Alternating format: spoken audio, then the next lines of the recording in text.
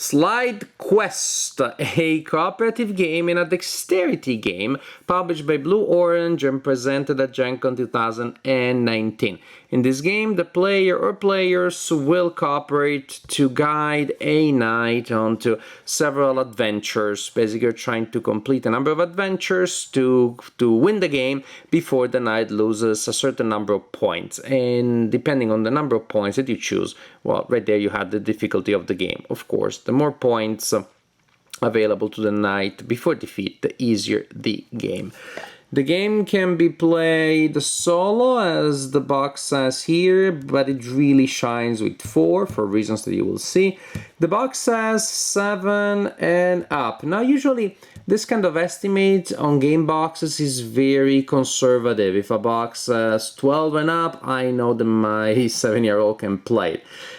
This case is one of the rare cases in which it is the opposite. I played this one with my 7-year-old and 9-year-old, and they both really struggled, so they couldn't get into it. It was too hard for them to really enjoy. Then I played it with adults, and we had a really good time. So despite the cutesiness and some silliness, I think this is a game that's actually better enjoyed by adults because it requires some fine movements that kids may not have just yet. Also requires patience and being able to take an amount of frustration. Again, not easy.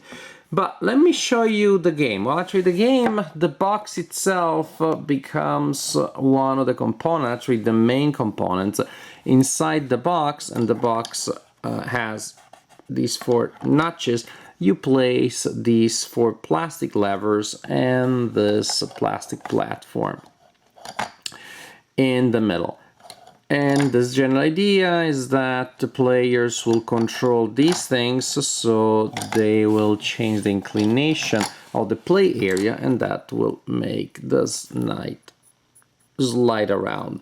So you will place boards on the platform here indicating the adventure, and there is a healthy stack of different things that can be done. I'll show you the basic one, which is the first one, and it is right here. So when you set up the board, you place it here in this area. There are indications of terrain features that you place. For example, those are those little thingies there, those little wooden barriers. Then we have some rocks.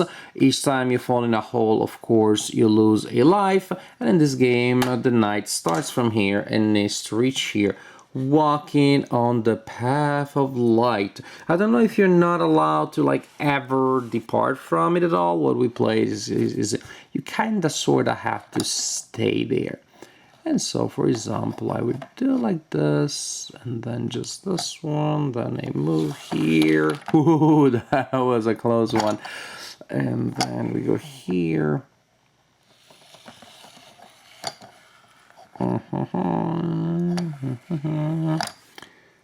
And then here.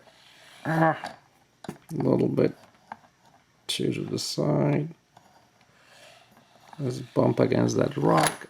Oh no, we lost a life. We lost a life, but then we just go to the objective. And just to show you some of the later adventures, it may be very similar. Again, we always have to move, we often have to move on a path of lights, but sometimes with dynamite, if we make the dynamite fall, then we also lose a life. And we lose a life if you fall in a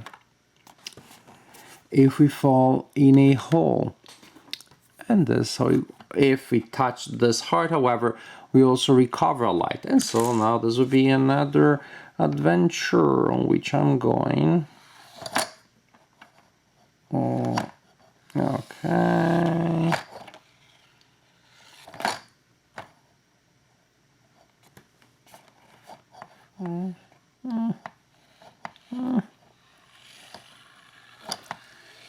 There you go.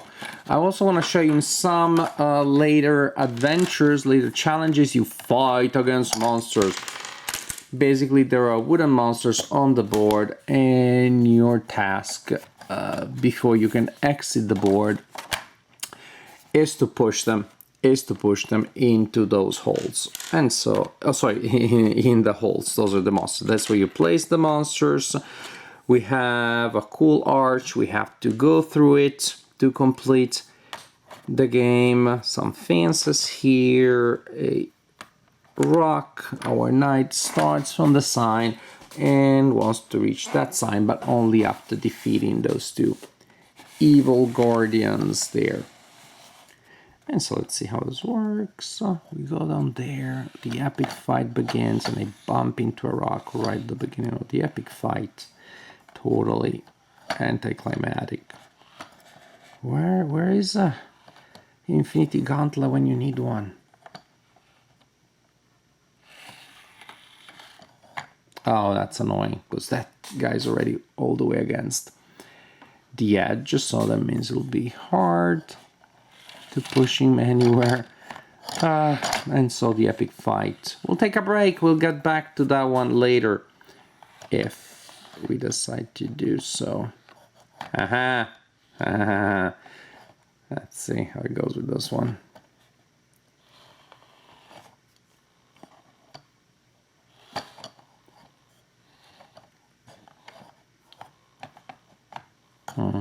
As you can see, hey, I wanted to give you the option of watch it played. Some people really like to, to watch a game played. And of course, you want to push it in there without yourself falling in there. And then we would have to go and grab that one and fight against it. But this is the general idea. You select a set of missions, you play until you complete all the missions without losing the agreed upon number of victory points, or in which case you win the game, or you lose too many lives, and in which case you lose the game. So Slide Quest, this game was definitely a surprise. Not in terms of like, oh, I thought it'd be boring, it turned out to be fun. No, I was sure it was gonna be fun.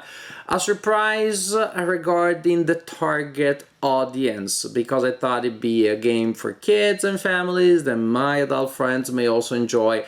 But the adult friends had a blast and the kids did not like it all that much / at all. The 7-year-old almost flipped the table. She was so frustrated.